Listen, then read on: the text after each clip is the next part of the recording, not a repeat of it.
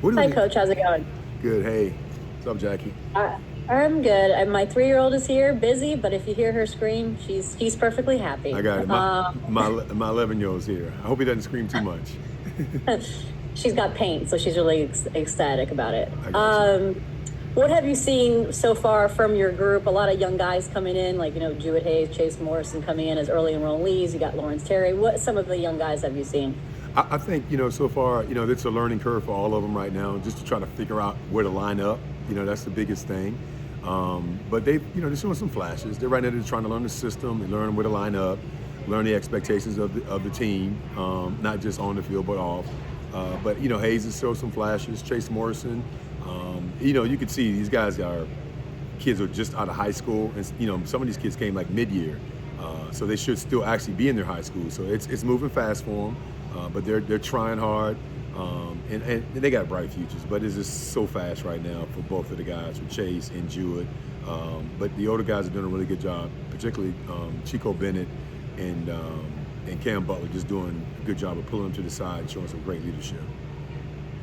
And the opposite spectrum is you have these veteran guys like Cam, who came in with 1 year eligibility. Now he's on his 3rd year here with you guys.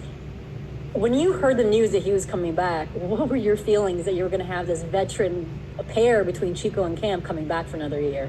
Well, very excited, but at the same time, if the expectations are extremely high.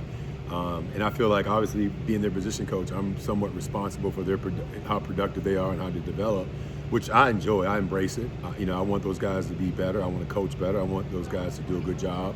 And just very excited. They both have extreme potential still to be reached. Particularly, I think Chico. I thought he had a down year last year, but I'm expecting him to come back this year and play like he played 2 years ago. So I think he's healthy and he'll be ready to go. And I thought last year, prior to Butler's injury, he was on his way to having an all-ACC season. So hopefully this year he'll play the same. And Cam, there's more to him than what you see in those stats, because I feel like the intangibles that he brings to the defense. What type of leader does he have, and what having him in your defense, what does he bring? I think the biggest thing for Cam is he's selfless, and he does a really good job of really helping in all areas. I call him Coach Butler, I do, and he does a really good job. He makes me a better coach. He keeps me on my toes. And I think just having them around, the young guys in particular, you'll see them all the time. I'll make the young guys sit by Cam in the meetings, because Cam knows the defense inside out, and he's giving them tips and he's giving them clues. And you can tell when he's not on the field. You could tell last year, once he got hurt after that NC State game, you could just tell the defense just wasn't the same. Some guys, they just have a presence about them, and when they're not there, and when they're present. And when he's not present, you can just tell it's a complete drop-off. Not just being productive defense, but just the morale and just the atmosphere. He's one of those guys who just kind of walks in the room and commands respect. And not in a bad way. He's not a bully, but just that kind of guy. Final question for me is about competitive depth. Where do you feel like your group is right now? Are you confident in how that depth looks? Yeah, I mean, so far, you're one play away from the next guy going in. Hence the whole, the last year with Butler going down, we had to go right to our depth chart. But, Coach Elliott talks about creating competitive depth, and that's what we want to do. You don't want to recruit guys that aren't better than the guys you already have. You can't win football games that way. You want to recruit guys better than the guys you already have in your team, or just as good, and that's how you create competitive depth, through recruiting. Thank you.